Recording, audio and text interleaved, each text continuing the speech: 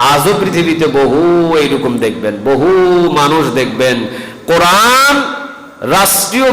রাষ্ট্রভাবে যদি পার্লামেন্টে নিয়ে যায় পুরা বাংলার জমিন শান্ত হয়ে যাবে,